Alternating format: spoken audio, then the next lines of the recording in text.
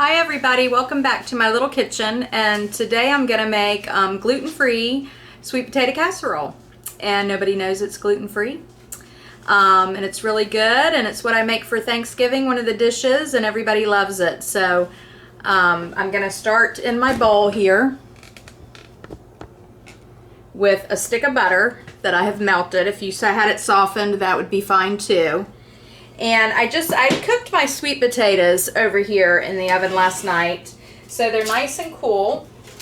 And I'm just going to kind of show you how easy they are to peel once they're cool. And I feel like you just don't waste any of the sweet potato that way. Okay, so it just peels right back, and you just get to keep all that sweet potato.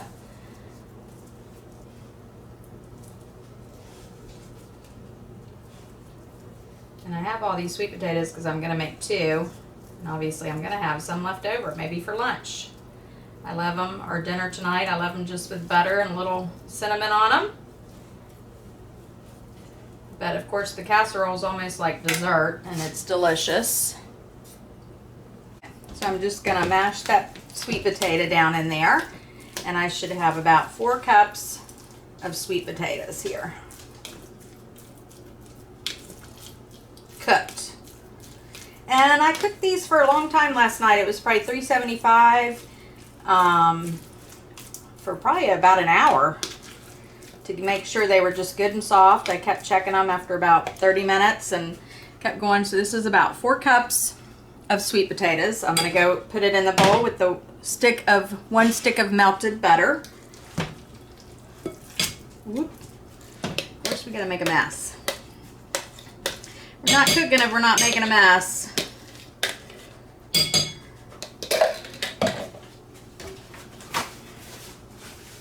Okay.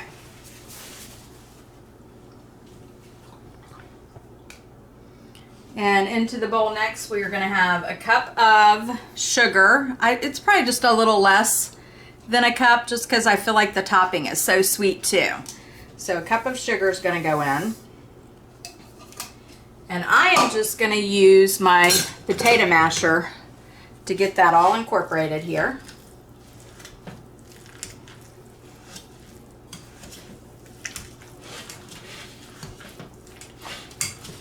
This is where I get a little bit of my exercise, I guess. I need to exercise.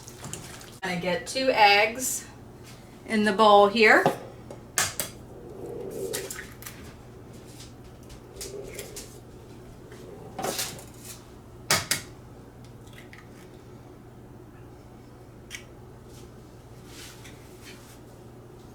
And a 1/2 cup of milk here. And you could use almond milk or whatever kind of milk you like, I think. And we're just going to get that mixed in good.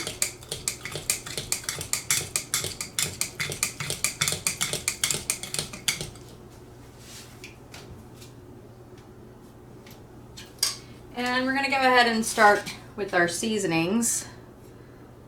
Calls for a teaspoon of cinnamon, which I typically don't measure. I normally just get some in there. I'm using a 1.5 teaspoons because we want to taste that cinnamon.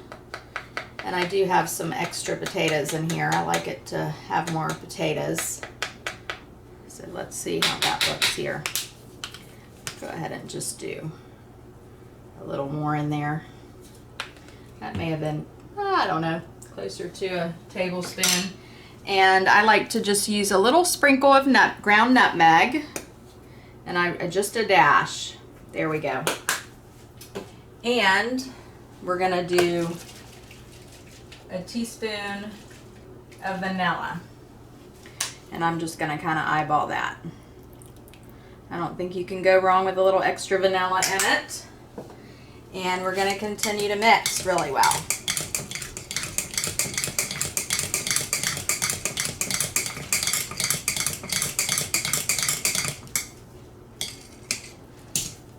My sweet potato mixture all mixed up really well, and you can use a 9x13 casserole dish. This is actually, I measured it, it's a 9x12. I thought it was a little smaller than a 9x13, and we're just going to get that into our I sprayed it with nonstick spray.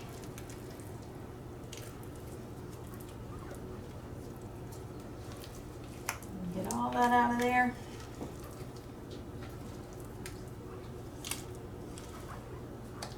One thing I learned from watching my mom is that for Thanksgiving and Christmas, and when you were cooking such a huge meal, she did so much ahead of time. And I'm a dental hygienist. I've been cleaning teeth for 21 years. I love that. I get to talk to people all day long. And so many people have told me that they even cook their turkeys the day ahead of time. I've never done that. And then they get it all off the bone and they put the broth from the turkey on top and then they just have to heat it up. And I think, what a great idea. And then you get to spend more time with the family that day. The family and the friends, which is what it's Thanksgiving. I'm just so thankful for everything. Never gone a day hungry in my life. That is definitely something to be thankful for. Okay, so I'm going to make the topping. In my bowl, I have a 1/3 cup of butter that I have melted. And to that, I'm going to add a cup of brown sugar. Just going to put that in. I'm using the same bowl because who likes to do dishes, right? And back here, I have a cup of pecans. Maybe a little more. And I'm just going to mix that. Get those kind of blended up there. Just in little chunks there. Okay.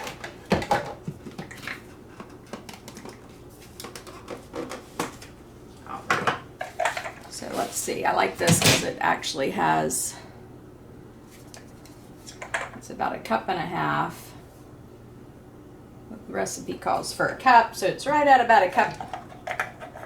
Here we go. You're going to get that in the bowl. And then this is where the gluten-free part comes in, and then it calls for 1/3 cup of flour, and I'm just going to use the cup for cup gluten-free flour here. You can use whatever kind of flour, all-purpose, self-rising, any of that would work. So I'm going to put that in there. Actually, I'm just going to use a little more.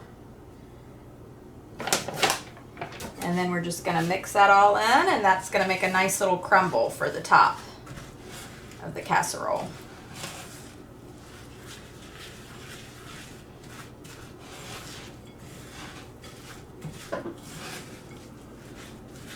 Okay, so we've got our topping, and we're just going to top the sweet potato casserole now. And you'll want to bake this at like 350 for about 20 or 30 minutes. And I'm actually going to put this in the fridge, and it's going to be ready to go on Christmas. And I think it's actually a little better when you make it ahead because all those flavors get to come together a little better. And nobody knows it's gluten-free. It is delicious. Yeah, 350, bake at 350 for about 30 minutes, and it'll be beautiful. Well, thank you so much for watching, and I hope you give it a try. And seems like everybody has a good sweet potato casserole recipe, but thanks for watching. Happy Thanksgiving.